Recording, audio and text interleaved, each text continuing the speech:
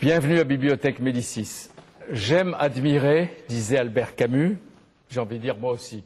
Je suis heureux d'affirmer ici mon admiration. Et de plus, heureux de me trouver devant qui j'admire, des auteurs vivants qui nous apportent tant, et en tout cas à qui, moi, je dois tant. Paul Venn, vous publiez Quand notre monde est devenu chrétien, chez Albin Michel, l'Empire gréco-romain, un Sénèque chez Texto. Sénèque, préfacé par qui? Par Lucien Gerfagnon. Deuxième admiration. Vos travaux se croisent. Vous-même, vous publiez Histoire de la Rome antique et Les Divins César chez Taillandier, Au Bonheur des Sages chez Pluriel, et c'est vous qui avez traduit et dirigé pour la Pléiade Saint-Augustin que Monique Cantos-Perber est en train de feuilleter. J'ai dit, vos travaux se croisent. Vous vous connaissez naturellement et vous vous voyez souvent, je suppose. Comme vous dites, nous nous voyons souvent. C'est la deuxième fois aujourd'hui en 24 ans. Nous nous sommes rencontrés. Je suis un provincial. Je ne peux pas faire autrement qu'être un Parisien. Mais voilà, ce qui est arrivé, c'est que un beau jour, lisant un bouquin de Paul Venn, eh bien, j'ai su que, et j'avais lu du Paul Venn avant, mais j'ai su que nous quitterions plus parce que nous regardions chacun les mêmes choses avec des yeux différents. Et comme ça, j'ai profité de son regard. Et vous vous êtes écrit?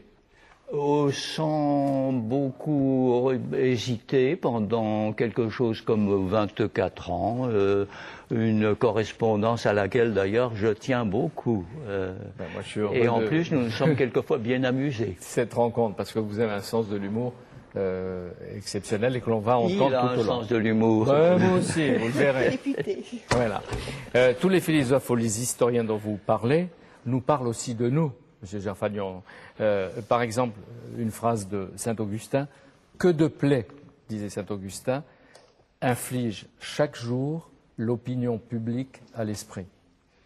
Oh que oui. Quelque part d'ailleurs, il dit qu'il n'y a rien de plus minable que l'opinion publique, de plus, nous dirions aujourd'hui dans notre beau langage, de plus tarte. Il ne dit pas ça comme ça, mais... Et pourquoi?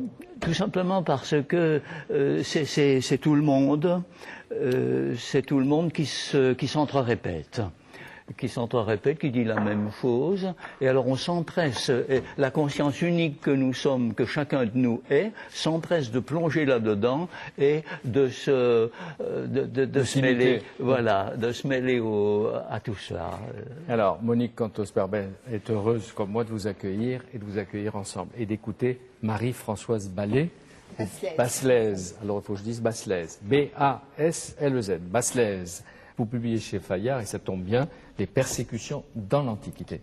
Et vos travaux sont célèbres, on en parlait avec Monique, sur la Bible, l'histoire, et sur Saint Paul. Bibliothèque Médicis va donc commencer avec un des événements les plus lourds de conséquences de notre histoire, la conversion de l'Empire romain au christianisme. Je commence avec vous, Paul Venn, entre 300 et 400.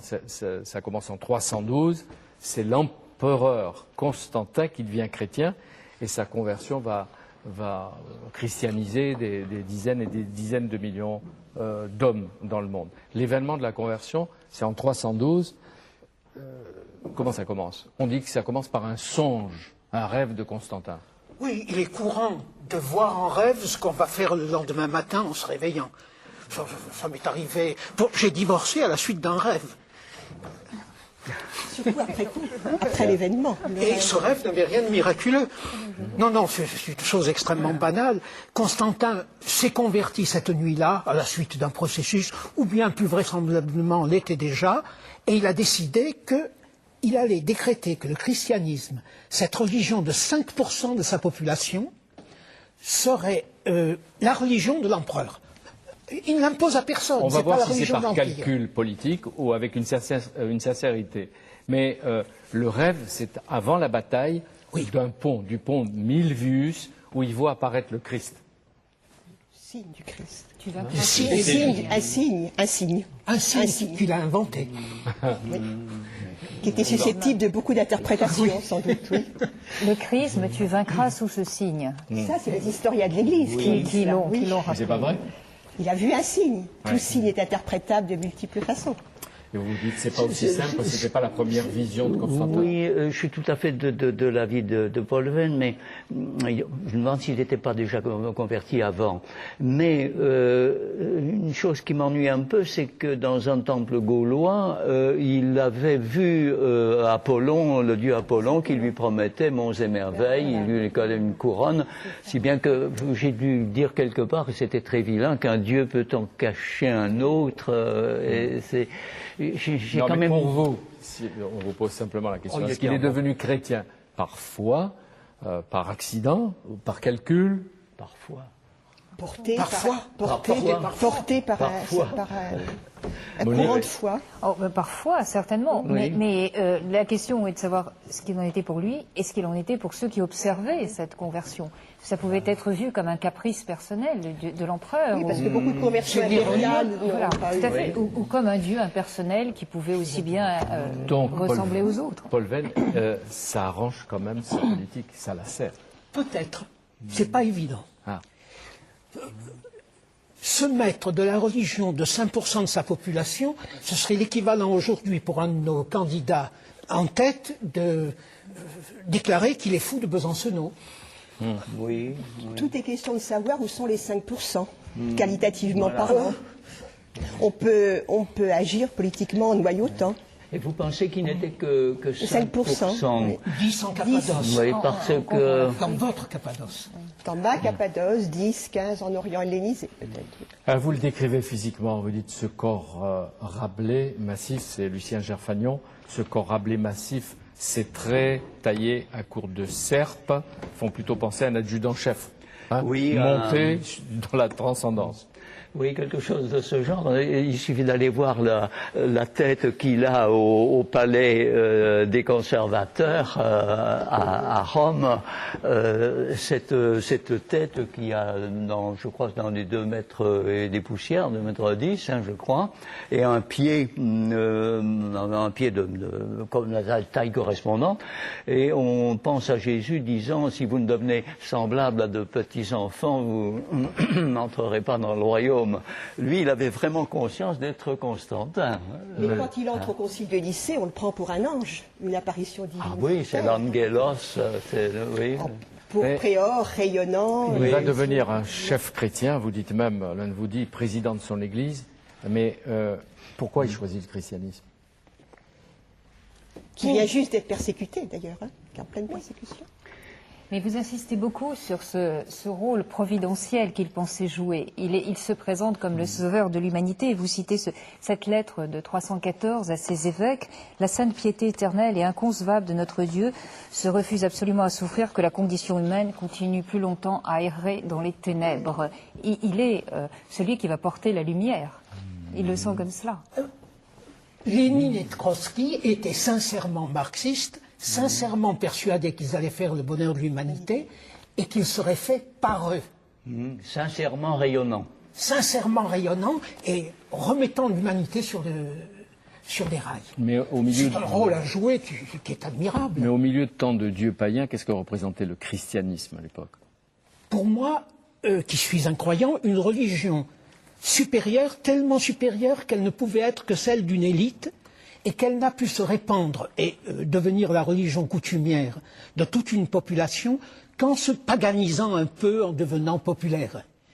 Mais tel que c'est une chose. Ce qu'on demande aux dieux, c'est pas d'avoir une vocation surnaturelle et tout. On leur demande de vous aider en cas de maladie, de naufrage, etc. Et pour avoir de bonnes récoltes.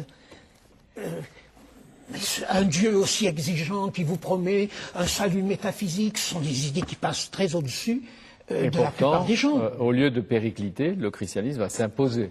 Il s'est imposé en se vulgarisant. Pour moi, le rayonnement des charismatiques aussi, qu'il s'agisse des figures apostoliques, puis des martyrs, ce sont des charismatiques, des hommes, des personnalités rares, minoritaires, mais de grands rayonnements, comme l'époque en cherche. L'époque ne cherche pas les dieux de l'Olympe, ils sont trop loin, comme on le répète depuis 5 siècles, elle cherche des hommes divins. Et là, il y a un nouveau type d'homme religieux qui se répand avec le christianisme et qui a dû attirer Oui. Et vous insistez beaucoup aussi sur le chef-d'œuvre qu'est le christianisme. Vous parlez de double chef-d'œuvre, le christianisme et l'Église, avec des termes qui décrivent la relation du Dieu chrétien aux créatures comme une relation passionnée, d'amour passionné et mutuel, et qui évidemment n'a rien à voir avec la relation que les citoyens de l'Antiquité avaient avec les dieux païens. Donc comment décrire cette passion? Comment faire sentir cette passion? Avec les dieux païens, les païens ont des rapports, si j'ose dire, d'homme à homme. On fait une prière aux dieux, on leur propose un contrat, on les engueule s'ils ne sont pas fidèles. On mange le rôti ensemble, finalement. On mange le rôti ensemble. On mange le rôti ensemble parce qu'on peut les inviter à dîner. Il peut y avoir des représailles aussi. Je vois mal des relations comme ça. Oui, il y a des représailles. Si un dieu ne vous favorise pas, on le prévient qu'on mais on ne n'aime pas les dieux du paganisme. Je ne crois pas qu'il y ait des formules qui disent j'aime Apollon ou j'aime Aphrodite. Une fois Aristote, on les aime comme ses parents. C'est une formule pieuse. Alors, qu'est-ce qui change, Madame Basselès, à partir de Constantin et pendant son époque?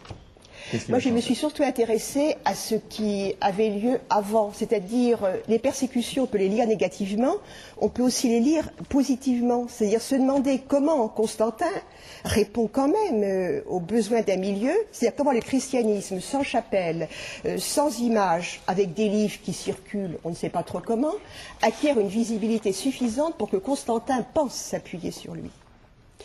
Et à mon avis, donc, c'est cette espèce de pénétration par capillarité de relations fondées sur l'affectif. On est catéchisé par quelqu'un, comme le disait saint Paul, mon évangile, ne quittez pas mon évangile. Le christianisme est une religion de l'affectif, je suis tout à fait d'accord avec vous sur ce point, qui a fini donc par créer des réseaux et à donner un début de structure chrétienne à l'Empire. Fonder aussi l'affectif sur l'amour mutuel. Je crois que là-dessus, tous les témoignages de la société de l'époque sont clairs. L'entraide, l'affection, les relations qui unissent les chrétiens entre eux frappent beaucoup leurs contemporains. Alors, la marque distinctive du christianisme sera le refus de sacrifier, le refus du sacrifice animal. C'est ce par quoi d'ailleurs Constantin se distingue au moment de sa conversion. Plus de sacrifice animal. Et vous insistez beaucoup sur le fait, d'ailleurs les juifs avant eux, mais les chrétiens refusent de participer au rite civique par excellence, qui est au rite aussi avec les dieux, qui est le sacrifice, c'est-à-dire partager la viande et manger ensemble. Oui, avec quand même des adaptations, parce que le sacrifice est aussi la communauté en exercice, la communauté qui fonctionne, la communauté qui est solidaire, dont les membres sont solidaires les uns des autres. Donc, ce n'est pas simple, depuis l'époque de Paul. Est-ce qu'on a le droit de participer à un banquet d'anniversaire? Est-ce qu'on a le droit de participer à un banquet de corporation? Le christianisme ne refuse pas la sociabilité qui est liée aux grandes fêtes, et même l'utilise depuis ses origines. Et est-ce qu'il accepte aussi les martyrs? Vous traitez des victimes, des héros, des martyrs. Est-ce qu'ils sont des héros ou des victimes consentantes? Le christianisme est réservé et voit dans le martyr ostentatoire, un excès d'individualisme. Donc je crois que si l'on veut faire simple, la mort acceptée, non pas la mort recherchée. Mais des figures comme celle d'Ignace d'Antioche, par exemple, sont très ambivalentes. C'est-à-dire qu'on frôle la recherche de la mort. On frôle la recherche de la mort pour toutes sortes de raisons, par imitation du Christ, pour se détacher de la vie quotidienne. Pour témoigner de sa foi, probablement aussi. Témoigner de sa foi, la parole suffit. La parole, l'attitude, mais la recherche du martyr peut aller au-delà. On retrouve les idées platoniciennes que le corps est une prison. Donc quoi de plus radical que d'éliminer le corps? Mais est-ce que pour autant, Marie-Françoise Basselès, c'est une forme de suicide? La tentation existe. La tentation existe, et ce qui explique les réserves des évêques et des autorités de l'Église sur l'attitude à avoir dans les persécutions. La mort ne doit pas être recherchée. Et bientôt, l'ascèse va être proposée comme un substitut au martyr, c'est-à-dire cette libération de l'âme des pesanteurs corporelles. L'ascèse le permet de l'acquérir autant que la... Est-ce que vous pourriez raconter quelques exemples de persécutions? Comment elles commencent? Comment elles se déroulent? Qui les décide? Comment elles sont pratiquées? Alors, il y a deux étapes très différentes. Les empereurs n'ont persécuté la politique de persécution est tardive. Elle date du milieu du IIIe siècle. Jusque-là, les persécutions sont plutôt des affaires locales. Des affaires locales qui mettent en jeu l'idée de tolérance et d'intolérance dans l'Antiquité. Qu'il s'agisse de Saint-Paul, qu'il s'agisse des martyrs de Lyon en 177, ce sont des tensions locales qui tournent mal. Pourquoi ces tensions locales? Parce que les chrétiens, surtout, sont absents des grandes manifestations. Ils sont en dehors du groupe. Au fond, la tolérance antique, on parle toujours du libéralisme antique, se limite sur ce point. Il faut faire partie du groupe, être là où le groupe se trouve et fonctionne. Donc, des affaires locales qui tournent mal. Des petits groupes. Même, par exemple, si on prend le cas de Perpétue à Carthage, c'est pas toute sa famille qui est poursuivie, c'est elle et une partie de ses esclaves. Donc, des petits groupes dans des circonstances précises. Et comment on les tue? On les tue très mal, mais c'est la culture du spectacle, c'est l'époque. Hein. Le cas de Perpétue est intéressant parce que donc elle est morte à Carthage au début du IIIe siècle et elle s'offre elle-même, elle devance en quelque le coup. Et elle aussi a des rêves dont vous parliez. Elle est accompagnée de son esclave. Voilà. Le rôle des esclaves dans le christianisme étant la religion où esclaves et maîtres sont évidemment sur le même plan. Est très important. La mort de Perpétue a une très forte Alors je crois que dans l'événement et ensuite dans les récits qui en ont été faits, ça a donné aux valeurs chrétiennes une grande visibilité. Encore une fois, il n'y a pas d'image dans le christianisme, il n'y a pas de chapelle, il n'y a pas tout ce qu'ont les autres cultes. Et il est vrai que ce soit l'événement lui-même ou les récits qui en ont été faits, ce qu'on peut appeler la nouvelle anthropologie paulinienne, la nouvelle anthropologie chrétienne, il n'y a plus ni homme ni femme, ni maître ni esclave, ni juif, ni grec, ni barbare, tout cela, les martyrs le vivent en situation. Et là, ils le vivent devant 10 000, 15 000, 40 000 personnes. Tout à l'heure, vous disiez, donc, il y a une on tuait mal. Nouvelle. Qu'est-ce que ça veut dire, on tuait mal? Alors, on faisait souffrir beaucoup. Mais il faut peut-être aussi prendre la mesure des choses. La torture longue est beaucoup plus fréquente que l'exécution brutale. Mais la torture vise à réintégrer. Finalement, le persécuteur romain ne tient pas à éradiquer le christianisme ou les chrétiens, mais à réintégrer des déviants, des marginaux dans la communauté sociale et politique. Donc, on tue lentement et on torture beaucoup. Mais les chrétiens étaient conformistes en matière de communauté politique. Et ils essaient, en même temps qu'ils affirmaient et qu'ils professaient leur foi chrétienne, puisque le christianisme est une religion de profession personnelle, ils soulignaient leur attachement à la communauté civique et leur respect pour l'empereur. Comment concilier comment était vue cette conciliation entre un grand conformisme politique et social et une religion tout à fait à part dans le monde civique antique? Ils ont réussi à manifester ce conformisme, plutôt cette adhésion au consensus politique et social lors des interrogatoires et même dans l'amphithéâtre. Car on voit bien aussi par les sources extérieures que la réputation de sectaires, de pervers, d'incestueux, de toute cette réputation qu'on leur faisait, de sectaires, ils ont montré au contraire dans les preuves qu'ils fonctionnaient comme n'importe quelle autre communauté de la cité. Et donc en ce sens, leur comportement lors des persécutions, on le voit par exemple dans le témoignage d'un grec assez sceptique et ironique, qui est Lucien de Samosate, on voit que leur comportement collectif d'une communauté comme les autres les réintègre dans la norme socio. C'est-à-dire, comment ils se comportent? Ils ont le sens de la hiérarchie, ils ont le sens de l'autorité, ils fonctionnent sur le partage, donc comme une communauté civique comme les autres. Mais quand ils sont devant 15 000 personnes qui attendent peut-être leur sacrifice ou leur exécution, comment ils sont? Finalement, on se rend compte que les témoignages extérieurs, donc des païens, comme on dit, extérieurs, portent plus d'attention à leur comportement en prison. Parce que là, c'est la longue durée, et on les voit fonctionner comme un groupe qui n'a rien de ces sectaires tels que les présentent des Mais comme vous dites, avec une hiérarchie et des règles de ce groupe. De ce groupe. Et alors, c'est une communauté organisée. Et il y a aussi un autre point commun, qui est le rêve de l'unité. Universalisme et unité. Tout construire en fonction donc de cette unité religieuse. Et là, il retrouve aussi, et c'est ce qui va les réunir sous Constantin, cet idéal d'unité de l'Empire. Alors, Paul Venn, sous Constantin, les chrétiens, ils sont encouragés, ils sont favorisés. Est-ce qu'à leur tour, ils deviennent les persécuteurs? Non.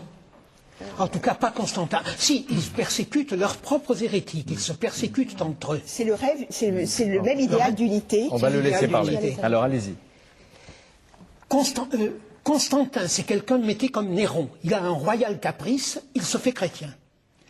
Et tout César a le droit d'avoir un royal caprice, d'avoir un giton comme Adrien. Et Constantin, lui, a pris le christianisme. Puisque c'est sa religion, à lui, ça le concerne personnellement, il ne l'impose pas à ses sujets, mais il a le droit de favoriser cette religion, de favoriser l'Église. Et ce que lui reprochera Julien l'Apostat, c'est moins d'être chrétien que d'avoir dépensé des sommes gigantesques pour construire des églises et pour alimenter, soudoyer les évêques. Est-ce que l'un et l'autre, vous nous diriez qu'à ce moment-là, il y a une notion de liberté religieuse, de pratique religieuse, et en même temps de tolérance? Là, vous voyez, je suis en train de penser à quelqu'un qu'on cite guère, c'est Marcus Varron. Varron qui avait établi une sorte de phénoménologie de la religion avant le temps et qui distinguait 3 niveaux de religion. Vous aviez la religion civique, avec on faisait un sacrifice au dieu de la ville de, mettons, de Vierzon, si vous voulez, n'importe laquelle.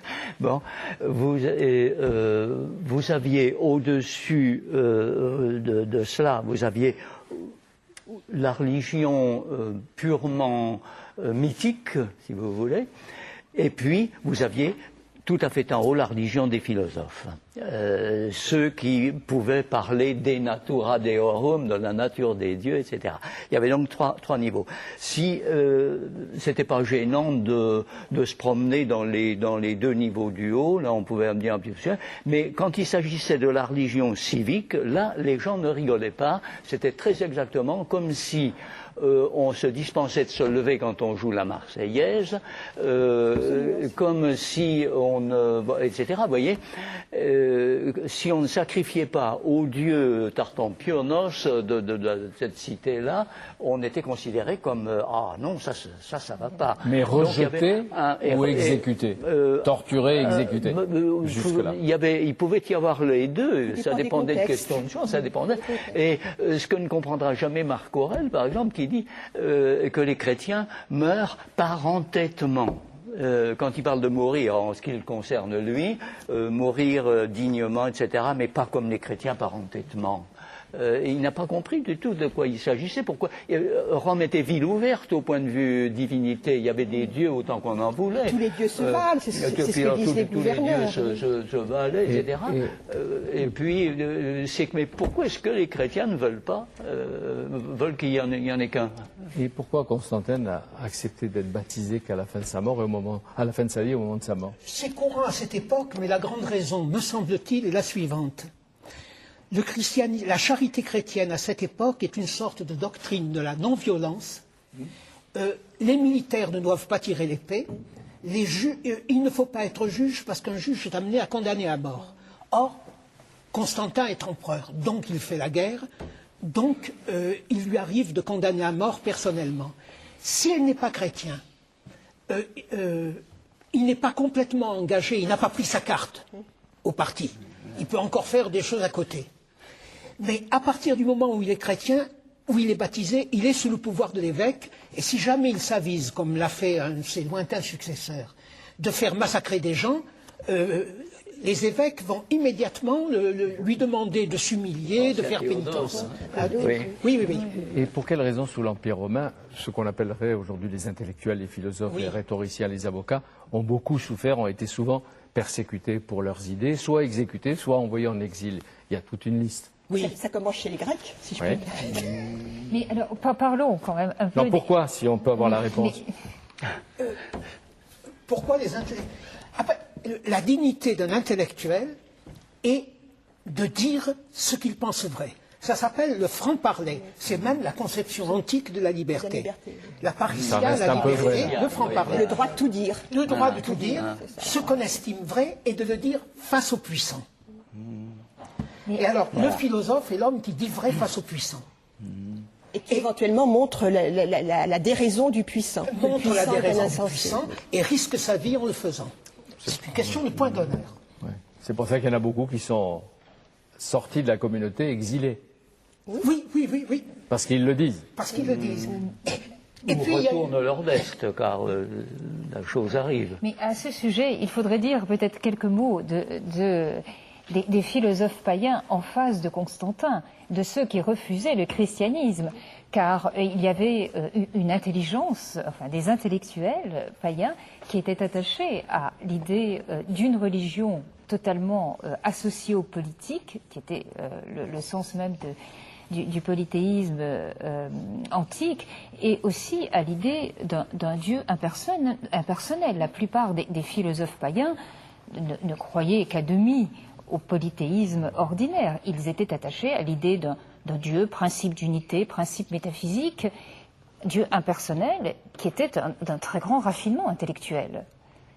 Donc comment cette conception très philosophique du divin se distingue-t-elle quand même nettement du christianisme? Parce qu'on a tendance, certains historiens ont tendance à confondre les deux et à considérer que cette forme métaphysique, cette pensée métaphysique du Dieu prépare le christianisme. Qu'en pensez-vous? Ce Dieu métaphysique qu'ils appelaient l'un ou bien qu'ils appelaient le bien est une puissance cosmique éternelle, tandis que le christianisme raconte un roman historico-métaphysique. Il y a eu Adam et Ève qui ont péché, il y a eu le Christ qui a compensé cela. C'est un roman historique. Ce n'est pas l'objectivité cosmique solennelle d'un grand processus éternel. Une affaire de famille, dites-vous. Pour un plotinien comme vous, c'est puéril. Cette histoire de famille, ce roman familial. c'est vous. Allez, engueulez-vous là, l'un et l'autre. Alors que le plotinien... Mais c'est qu'on a du même avis. C'est ça qui est terrible. C'est un roman. Mais pourtant, depuis le IIe siècle, les chrétiens essaient de bâtir une philosophie chrétienne, Alexandrie, ailleurs. Ils bâtissent une philosophie chrétienne sur leur roman. C'est comme si je prenais la comtesse de Ségur et que j'en fasse une métaphysique. Une excellente Vous ne faites pas de Clément d'Alexandrie. Pas tous en même temps. Alors comment le plotinien répond-il au Mais christianisme? qu'est-ce que c'est un plotinien, Monique, quand on n'est pas à l'école normale supérieure, quand on n'est pas dans faire l'agrégation de philosophie? Qu'est-ce que c'est un plotinien? Ce que vient de rappeler Attendez, va peut-être Paul nous dire Venn. qui il est. Eh bien, vous savez que Platon, je dis bien Platon, s'est toujours enseigné au cours des siècles, de façon d'ailleurs très différente, avec des courants comme dans certains de nos partis. Dans le platonisme, bon, vous aviez toute espèce de façon de penser, il y avait même des sceptiques, il y avait tout. Et puis alors, vers la fin, mettons troisième siècle, il y a eu quelque chose qui est ressorti d'un long parcours et qui a milité en faveur du vrai Plotin, celui qui considérait que l'un bien est absolument est même impensable, est au-delà de tout. Alors, ce Dieu impensable, c'est très joli, mais ça ne marche pas avec tout le monde. Et les gens ont besoin d'un Dieu concret. Et dans le christianisme, ils trouvaient ce que mon confrère Duméry appelait un absolu de dialogue. Ce que disait d'ailleurs Paul Venn tout à l'heure, en d'autres termes, c'est exactement là, un absolu de dialogue. N'imaginez pas, on ne voit pas par exemple Porphyre, qui était le disciple de Plotin, on ne voit pas Plotin ou Porphyre discuter avec l'un. Prier l'un, oh mon âme, etc. N'est-ce pas? C'était absolument impensable. Mais c'était beaucoup trop abstrait pour pas mal de gens. Mais parmi les chrétiens, il y aura des mystiques qui s'appuieront, et tout au long des siècles, s'il vous plaît, qui s'appuieront sur Plotin et qui en emploieront même les termes pour conduire les âmes vers autre chose que l'histoire de famille prise à la lettre dont parlait Paul Venn à l'instant. Les pères alexandrins récupèrent le platonisme. Très précisément, n'est-ce pas? Ô toi, au-delà de tout, n'est-ce pas là tout ce qu'on peut dire de toi? Histoire de l'art Rome antique, et vous êtes tous des spécialistes de l'Antiquité. L'Antiquité, c'est combien de siècles? Autant que vous voulez. Jusqu'au jour d'aujourd'hui. Voilà. Ouais, sur ce point, ça commence? Dès qu'on a quelque chose. Oui.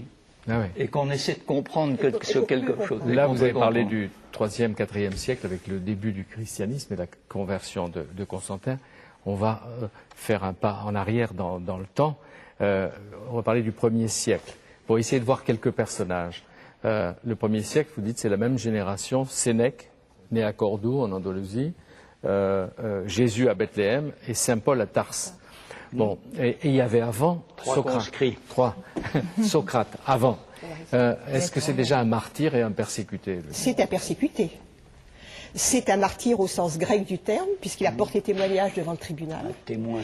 C'est un provocateur qui doit le fait d'être condamné à mort, non pas aux délits qui lui sont reprochés, mais parce qu'il provoque l'opinion, en disant « je mérite des honneurs, il ne mérite pas d'être mis à mort ». C'est-à-dire qu'on lui demande de fixer sa peine, comme c'était l'usage, et il demande comme peine, enfin d'après l'apologie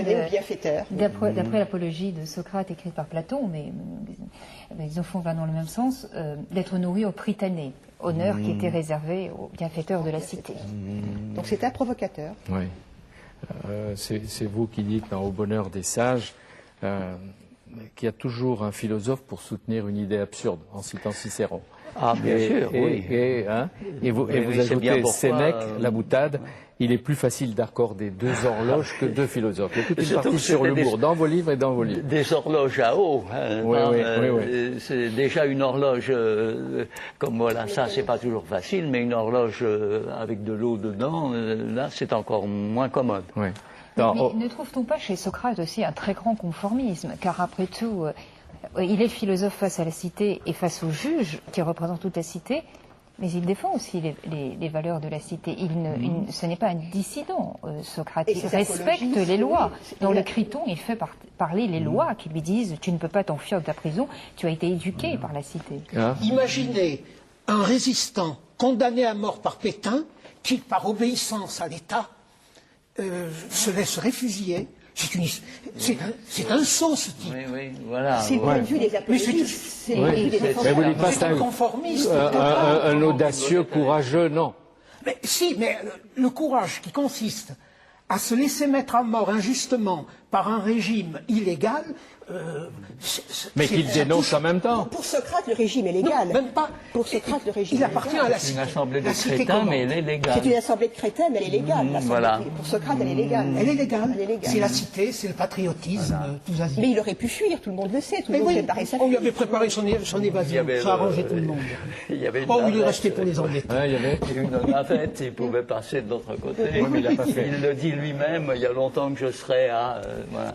Il ne l'a pas fait car il avait, enfin d'après le récit de Platon en tout cas, le sentiment d'accomplir une injustice à l'égard des lois, des lois de sa cité auxquelles il était totalement redevable. Et que cette injustice, il ne voulait pas la commettre. Dans Au bonheur des sages, Lucien Gerfagnan, dans la collection plurielle d'Hachette, vous consacrez tout un chapitre aux philosophes et à l'humour.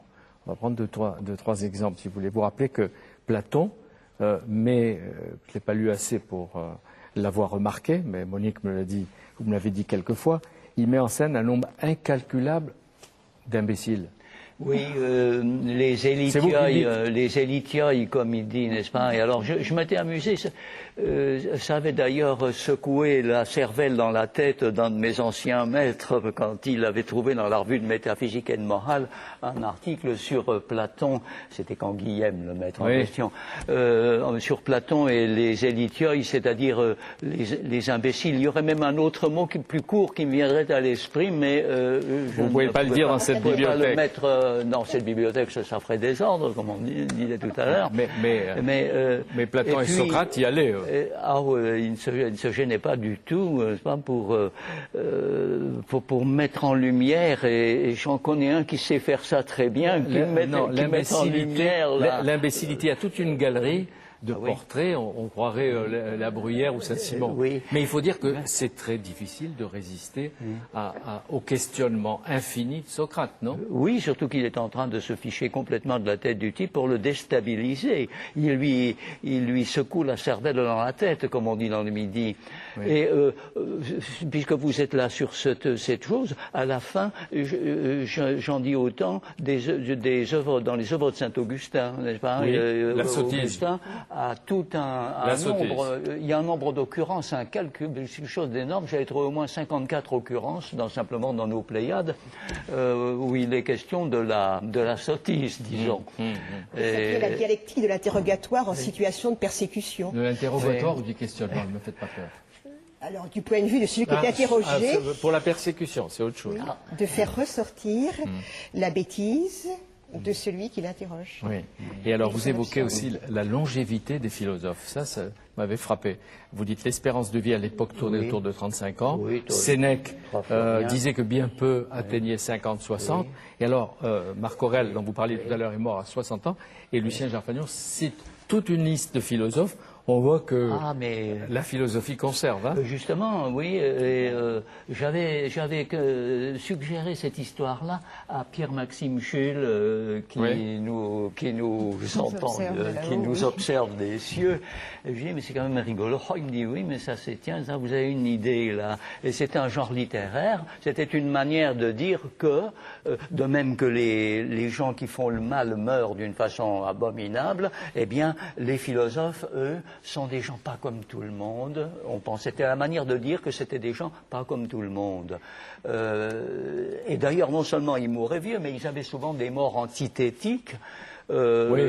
Par exemple, Thalès de Milet, n'est-ce pas, le philosophe de l'eau, meurt par insolation, assoiffé, meurt de soif. C'est-à-dire, comme vous dites, ils sont punis par où ils ont péché. Voilà, juste une mort antithétique. Et ça laissait justement planer un certain humour dans cette histoire-là. Ça voulait dire à la fois qu'on les admirait comme philosophes et en même temps qu'on se fichait de leur figure un peu quand ceux qui en remettaient. Remarquez maintenant, il y a toujours des philosophes qui en remettent. Hein. Beaucoup. Par les plus anciens ou les plus jeunes? Oh, les jeunes ont une petite tendance à en remettre aussi, mais enfin bon. Je ne vais pas en citer. Certains étaient vos étudiants, non. Vaut mieux. Non. Et alors, ils ont tous la mort à la bouche. Et vous dites, comme Gribouille, ils vont se donner la mort par peur de la mort. Timore mortis mori, ça c'est du Sénèque. Choisir sa mort. Timore mortis mori, c'est Gribouille qui se jette à l'eau pour ne pas prendre une averse. Vous savez, Monique, j'étais surpris. Cette idée, vous l'avez trouvée aussi dans San Antonio. Parce que vous lisez Frédéric Dard. J'ai lu pratiquement, je suis un comment dit-on, San Antoniste ou San Antonien. Un fan. Comment on dit en latin un fan? Oui, un fan. Alors là, vous me collez comme un fan. Fanaticus. Oui, je pense à fanatique. Je cherchais dans Pétrone ce que j'aurais pu trouver d'argot, le latin d'argot de Pétrone. C'est pas de la tarte, comme on dit. Oui. En voilà encore un, Pétrone. Hein. Vous vous rappelez comment il est mort? Pétrone, oui. Si c'est lui, hein. Oui. C'est l'histoire. C'est lui. Problème, oui. Encore, on n'est pas tellement sûr on n'est pas sûr. que Caius Petronius Arbiter ait vécu, que ça soit bien lui. Mais c'est normal quand même que les philosophes meurent vieux, vu que s'ils meurent jeunes, ils n'ont pas assez de respect. On ne les respecte pas assez pour qu'ils aient des disciples, donc ils n'ont pas eu le temps de devenir philosophes. Alors, ou vous mourrez vieux, ou vous mourrez jeune et vous n'êtes pas philosophe. C'est parce qu'on a de disciples quand on est vieux. Alors, les philosophes ont été extrêmement ridiculisés. À Athènes, Aristophane, il n'y a qu'à lire les nuées. Philosophes, sophistes, tous étaient mis dans le même panier ou dans la même nacelle. Je vais vous consoler les uns les autres. On a arrangé un petit peu aussi leur mort. Par exemple, la date de la mort de Platon est liée à la légende platonicienne naissante. C'est-à-dire qu'il devait mourir juste à un âge qui correspondait qui avait une signification symbolique. Épicure aussi, un anniversaire de mort sacralisé. Et puis c'était des philosophes qui, pour Platon et Aristote, ont créé des écoles. Donc école veut dire disciple et donc un certain âge. Des sectes. On va en prendre des sectes au sens. Paul Vert, est-ce qu'on en prend un que vous aimez beaucoup, que j'essaie de lire grâce à vous et à travers vous, qui est Sénèque. Comment vous y êtes parvenu? Comment vous êtes parvenu à Sénèque? Pourquoi il vous a intéressé? Vous avez écrit beaucoup. Le dernier, une introduction à Sénèque chez Texto, dans la collection dirigée par Jean-Claude Zilberstein, une très bonne collection. Parce qu'on en parlait à cette époque, j'en parlais à cette époque, où Michel Foucault m'en parlait et s'occupait de Sénèque. Et alors, de fil en aiguille, comme il faut bien faire quelque chose, j'ai fini par continuer à faire du Sénèque. Par hasard, par amitié, si vous voulez. Par amitié. Pour Foucault ou pour Sénèque aussi? Pour Foucault, Sénèque, non, vous l'aimez pas. Pourquoi? Parce que c'est un homme d'affaires. Non, un écrivain. Un homme de cour. Mais je crois que c'est une faribole. Le stoïcisme, personne n'y est jamais arrivé. C'est une utopie. Ouais. la sagesse, la Mais non, sophia. c'est l'idée qu'il peut y avoir pour les êtres humains un état de perfection où ils échappent à la condition humaine. C'est inatteint. C'est le rêve, le rêve utopique de l'Antiquité. Oui, mais il y a des rêves comme ça, peut-être l'idéal chrétien aussi, différentes manières d'avoir des utopies, d'essayer de les réaliser. On ne les c'est quand réalise même- pas tout le temps, mais Oui, ah non, La perfection n'est pas... pour les chrétiens, c'est beaucoup plus réalisable. On se prive de nourriture, on se prive de relations amoureuses, on vit pauvrement, on sait qu'on pêche et on en demande pardon, et puis et comme ça on est un saint. Ouais. C'est quand même pas oui, mais quand lui inaccessible. dit maîtriser ses passions, mettre l'âme en ordre, il dit pas l'ordre juste, lui, mais il dit l'âme en ordre. Hein? Oui, mais enfin, voilà un stoïcien, on le torture. Il a mal comme tout le monde. Tout ce qu'il peut essayer de faire, c'est de ne pas crier par point d'honneur. Ça sert à rien, mais ça fait rien, c'est une question de On connaît point des d'honneur. résistants qui se sont tués aussi. Oui, et Mais peut-être qu'ils avaient lu ça. l'un d'eux Ou les m'a dit, stoïciens. sous la torture, certains résistants ont parlé qui ne savaient savaient même pas qu'ils avaient s'ils parlé. avaient, voilà. Alors, Ça, rien ça, que je- cette phrase... J'ai repéré ça dans le livre. Répétez-vous la phrase qu'il vient de dire. Voilà, ce malheureux torturé, n'est-ce pas, qui dit à Paul Venn, je ne savais même pas que j'avais parlé. Hein. Et ça, c'est quelque chose d'absolument effrayant. Quand j'ai lu ça d'abord. Mais on fait quand même son Oui. portrait, ou c'est même plus la peine? Sénèque. Vous allez nous décourager de Sénèque. Il a vécu sous 4 empereurs. Il a vécu sous Qui n'étaient pas les plus tendres. C'est-à-dire, il a réalisé tous les types humains qui étaient à Rome. Il a été tout à la fois. Il a été le grand écrivain de son époque, l'homme richissime, un sénateur, un opposant politique, un philosophe. Tous les types humains du temps, il les a réunis. Un personnage un roman des temps néroniens, dites-vous, c'est exactement En un plus. personnage. Oui, oui, oui. Voilà. Vous un lisez ami- beaucoup Paul Venn. Oui. Ah, mais je l'ai lu intégralement, mais absolument. Préfacé et je lu. comp- Et vous lisez Gerfagnan. Intégralement aussi. Oui, On oui. ajouterait à propos de Sénèque et un ami du tyran. Et en plus, Qui l'ami ne du pouvait- tyran. qui ne pouvait cesser d'être. C'est- Il était Oui, obligé mais est-ce d'être- qu'il était déjà le tyran Néron? Parce que quand il va être son ami, il est tout jeune. Tout jeune, Bon, et d'abord, il est exilé dans une île lointaine qui est la Corse. Il revient après, selon les conseils ou la recommandation d'Agrippine, il revient et il va être le précepteur de Néron. Mais Néron n'est pas encore le tyran qui va pas devenir. encore le tyran, oui. Le drame, ça a été évidemment le meurtre d'Agrippine. Britannicus, non, ça fait partie des conventions de l'époque, c'est normal. On le tue. Oui, et non, Le C'est le pouvoir fils ne qui se peut avoir le- partage oui, pas. c'est pour une question de partage du pouvoir. c'est Non, on pour voudrait éviter bien les morts symboliques. Sociabile regnum, Et le le pouvoir ne matricide, se partage pas. Le matricide, meurtre de c'est la autre mère, chose. c'est Ça a frappé les esprits tout de même. Et en plus, on pourra dire que Néron fait mourir l'homme qu'il a formé, instruit, préparé à la vie. Or, ça c'est un crime. Ça. Tuer son précepteur, c'est monstrueux. C'est pas des choses à faire, oui. Son père spirituel. Et la mise à mort de Sénèque, elle est atroce. Vous Oui, la racontez. Il faut même 3 pages pour raconter comment il meurt. ben, il a essayé de se couper les veines, ça marchait pas. Il s'est mis dans un bain chaud, ça ne coulait pas. C'est ce que Jean Prévost avait essayé de faire aussi. Alors il a prié un de ses affranchis, un homme de confiance, de le tuer d'un coup d'épée. Il a mis du temps. Il a Du mis temps à du temps, mourir, oui, et puis à oui, sa oui. femme. Et sa pauvre femme, oui, Paulina, l'Arlésienne Paulina, qui voulait le suivre, et je la comprends très bien. Qu'est-ce qu'on fout sur terre quand un être aimé s'en est allé, et qui est rafistolé par quelqu'un là sur l'ordre de Néron. Ouais. Oui, Enfin, le récit qu'en fait Tacite était tout à fait extraordinaire hein, dans les annales. on peut conseiller la lecture de Tacite. Ah oui, de sur Tacite, beaucoup ça, de moments de cette période. livre 14 et livre 15. Il y a Voilà. un peu de voyeurisme dans tous ces textes antiques, qu'il Ouais. s'agisse des historiens, C'est qu'il s'agisse des factuel. récits de martyrs. C'est très détaillé. Ouais. Mais pourtant, Sénèque, vous lui avez consacré tellement de pages, il est fidèle à sa philosophie. Il disait, l'affaire, c'est pas de mourir plus tôt ou plus tard, l'affaire est de bien ou mal mourir. Et puis on doit compte de sa vie, même aux autres, de sa propre mort à soi seul. Comment vous expliquez qu'aujourd'hui, tant de gens sont intéressés par le stoïcisme, par Marc Aurèle, Épictète, Sénèque? Comment? Vous qui êtes les grands spécialistes de cette époque-là. Et de Je ces dirais hommes. pas grand Non, ce qui me on y est concerne. quelqu'un. Non, mais Ça, c'est comme de vous êtes l'humilité, modeste. vous voyez. Voilà. Hein? Comment? Non, moi. Ce qui me fait avoir une moue un peu dubitative, c'est le terme d'intérêt. Ce qui intéresse chez Sénèque, ce n'est pas qu'il soit un stoïcien, c'est qu'il semble présenter une sorte de leçon de vie, un art de vivre dont il semble que notre époque ait grand besoin. Maintenant, si l'on prend au sérieux l'art de vivre que propose Sénèque, il est d'une extrême difficulté.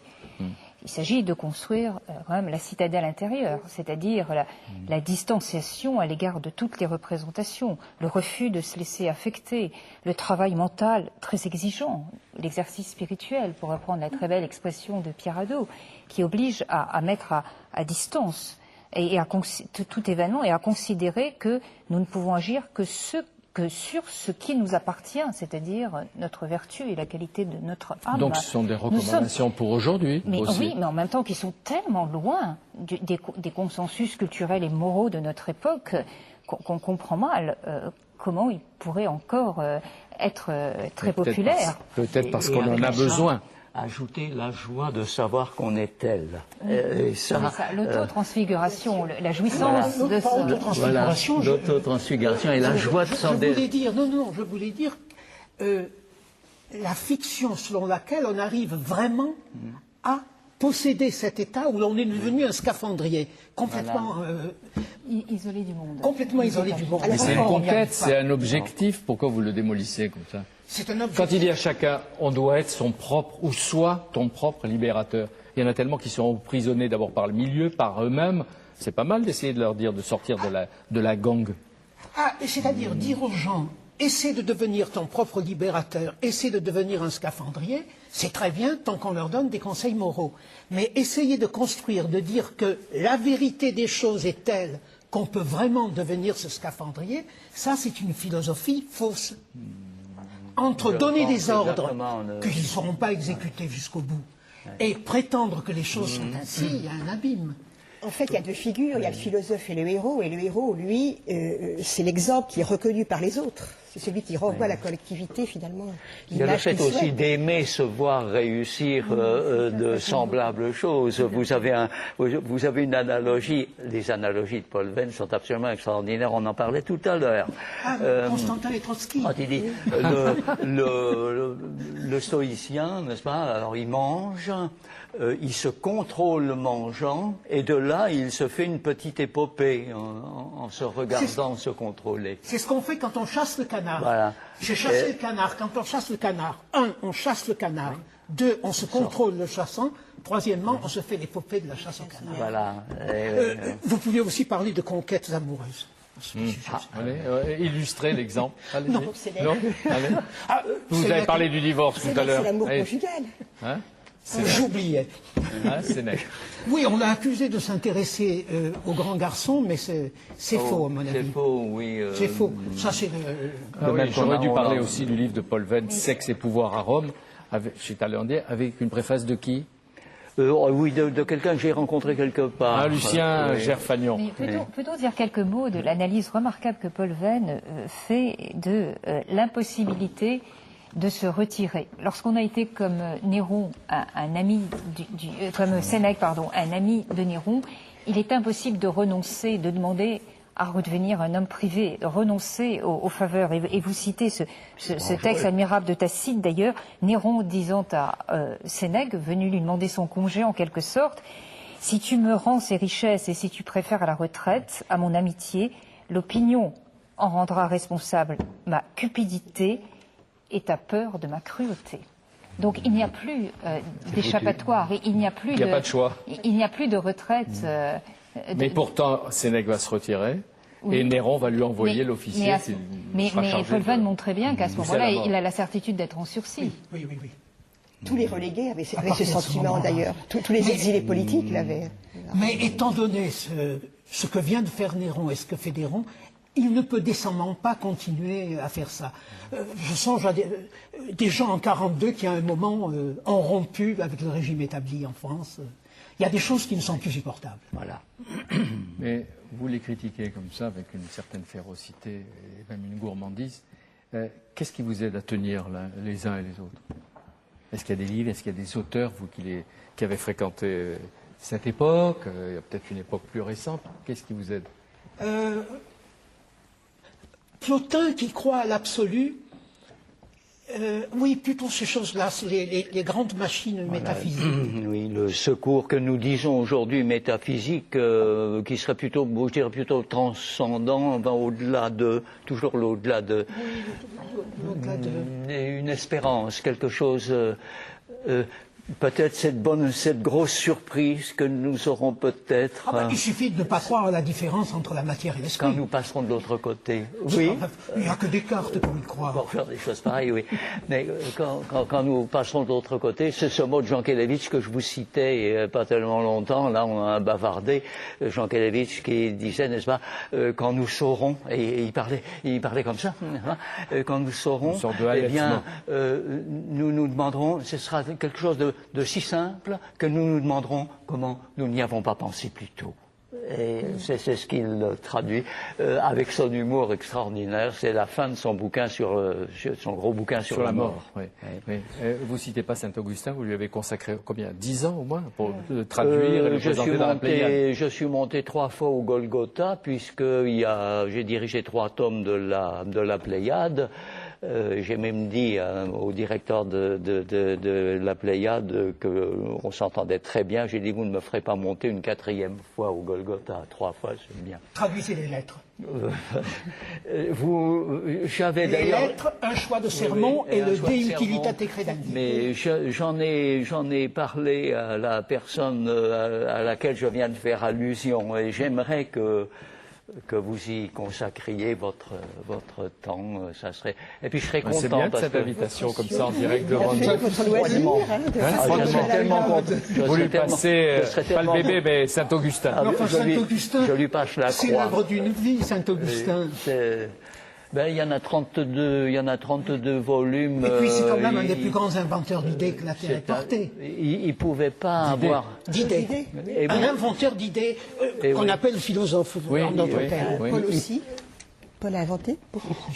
Il pouvait pas avoir un sujet sans le renouveler. Avoir des opinions. Oui, je sais. Sitôt qu'il voyait un sujet, il le renouvelait. Mais écoutez-le, votre ami cher Fagnon. Quand il y avait n'importe quelle question, il la regardait. S'il en parlait, il la renouvelait. Oui, immédiatement. Les idées sortent comme ça. C'était en l'air et il repartait. Oui, c'est bien, c'est vous comme qui les ça. fréquentez, vous nous conseillez peut-être d'en faire autant. Vous dites, Lucien Gerfagnon, lire et relire les auteurs et ceux qui les ont lus et relus, vous vous en souvenez, devenir chaque fois un peu plus eux et un peu plus moi. Et oui, c'est en étant un peu plus eux qu'on devient un peu plus soi. Et du coup, on a envie de les relire encore. Et ça, c'est le bonheur, ça. Et est-ce qu'il parle à la société d'aujourd'hui? Aussi bien que le livre de Madame Basselès, est-ce qu'il y a, dans un univers pluriculturel lié à la mondialisation, etc., des appels à la tolérance, à la compréhension des autres cultures? Non. Pour moi, oui. Pour moi, tout à fait, oui. On est dans l'Empire, dans la première expérience de mondialisation, et je trouve qu'un trait de génie de quelqu'un comme Paul, c'est d'avoir compris tout de suite, et d'avoir pensé le monde dans son ensemble, les problèmes à l'échelle du monde. Il y a la tentation du communautarisme, très clairement, et finalement, l'aspect positif de l'Empire romain, c'est d'avoir refusé toute forme de communautarisme, d'avoir persécuté pour cela même.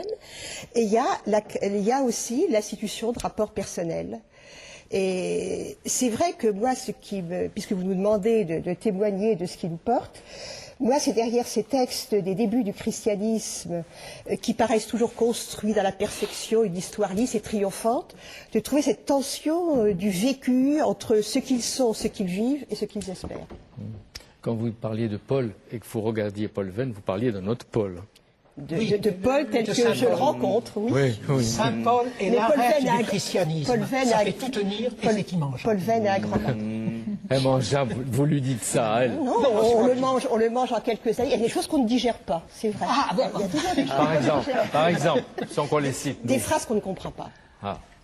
Des phrases qu'on ne comprend pas. Non, des attitudes. Paul est un pragmatique. Les attitudes, on les comprend. Mais il y a des phrases qu'on ne comprend pas. À l'égard des femmes, à l'égard des juifs, à l'égard. Non. les femmes, il y a plus belle chose, les femmes portent sur leur tête le signe de leur puissance. Moi, je ne demande pas plus. Hein. Quand on voit ce que c'est Faut bien devenu. lire les textes. C'est Saint Jérôme. C'est Saint Jérôme qui a tout gâché. C'est Saint Jérôme qui l'a mal traduit. Oh, celui-là, oui. Les choses avaient changé. Oui, Sous l'Empire c'est vrai romain, que les choses avaient c'est changé. plus du tout la même chose. On ne croit pas à Jésus-Christ au temps de Néron comme on y croira au temps de Septime Sévère et comme on y croira au temps de Constantin, etc., etc. Chaque Qu'est-ce que époque vous apporte à chacun de vous la fréquentation de ces hommes? le plaisir de se trouver avec eux. Quelquefois on se dit tiens, là je suis en train de faire ceci, cela, mais ce soir je serai tranquille en train de lire. Alors là, mettez. Donnez des noms. Moi personnellement, j'ai toujours bonheur à me promener chez les néoplatoniciens. Je relis avec l'année dernière, j'ai relu entièrement la tragédie grecque comme ça par bonheur, quoi, simplement. Je m'y sens bien, et puis ça me permet de m'absenter d'un monde où il y a un mot de Talleyrand qui dit que homme d'un autre temps, je me sens devenir de plus en plus étranger à celui-ci. Il dit ça c'est Talleyrand qui sort ça dans ses mémoires. Quand j'ai lu ça un jour, je me suis dit tiens. Oui, mais ça vous donne pas envie de sortir, comme disait l'autre, du banquet? Vous attendez? Non, il faut mieux rester. Oui. Moi, j'y suis pas dans le banquet des Restons philosophes. Je ne suis pas philosophe, je suis affreusement inculte, un grammatos, comme on dirait dans l'Antiquité. Je ne fais pas partie du banquet des philosophes, mais il y a aussi une autre Antiquité, celle des romans de Quettgard ou de Quetport, celle des papyrus, celle des inscriptions, où on fait une histoire au ras des pâquerettes, mais où on voit comment se forge, comment évolue une perception de l'homme, une perception des rapports mutuels. Il n'y a pas que l'Antiquité des philosophes. Et ça se voyait déjà au temps de Saint-Augustin. Bien avant, Il y avait bien avant. cette fameuse histoire des 7 sages, la taverne des 7 sages à Ostir, où on voit les 7 sages installés. C'est le contraire d'un banquet, si j'ose ainsi m'exprimer, puisque Chez Lucien de Samoza, c'est pas bien gentil non et plus, alors avec chaque fois comment dit-on ça dans les bandes dessinées, n'est-ce pas? Une bulle où chacun des 7 sages fait un commentaire sur l'opération en cours. Ça laisse donc à supposer que au temps d'Augustin, on parlait encore des 7 sages qui étaient morts depuis un sacré bout de temps. Et puis il y a une humanité qui se construisait au quotidien.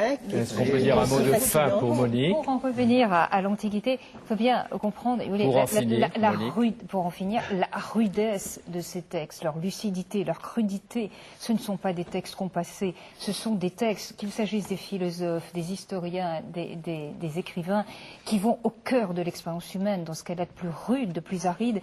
Et pour tous ceux qui ont été éduqués à la lecture de ces textes, il reste la terre natale, il reste le pays familier, ce à quoi nous revenons en retrouvant nos chers amis, ceux qui dialoguent avec nous depuis bien le début où on a commencé à travailler là-dessus, c'est-à-dire évidemment Platon, Thucydide, Sénèque, Tacite et Augustin, tous ceux qui sont là, les amis, les familiers. On retient l'usage indispensable des penseurs, des philosophes, des auteurs que vous avez cités, et comme vous nous avez conseillé, on va suivre votre conseil, il ne faut jamais conclure. Dans ce domaine, il ne faut jamais conclure. Moi, je lis aussi Lucien Gerfagnon. Oui, c'est bien. Moi, je retiens aussi votre propos. Vous dites, je sais bien qu'on sera toujours seul à être soi, vous vous en souvenez, encore ne faut-il pas l'être trop. Et on ne l'est pas quand on les lit. Hein? Merci, en vous accueillant avec tant d'intérêt. En tout cas, Bibliothèque Médicis s'est efforcée de conjuguer à un moment notre inévitable solitude avec les grandes œuvres et avec vos œuvres. Voilà, grâce à elles, nous sommes un peu moins seuls, et c'est sans doute, n'est-ce pas, la vie de Philippe Lallemand, de l'indispensable Anne-Marie Moreau, de Marie-Madeleine Rigopoulos et de Françoise Valentini. Il y a les livres, d'abord les livres, ces soleils, oui, pour nous apprendre à vivre pleinement et lucidement. Je pense que vous êtes d'accord. Merci à vous. C'est vous qui nous l'apprenez. Merci à tous, à très bientôt.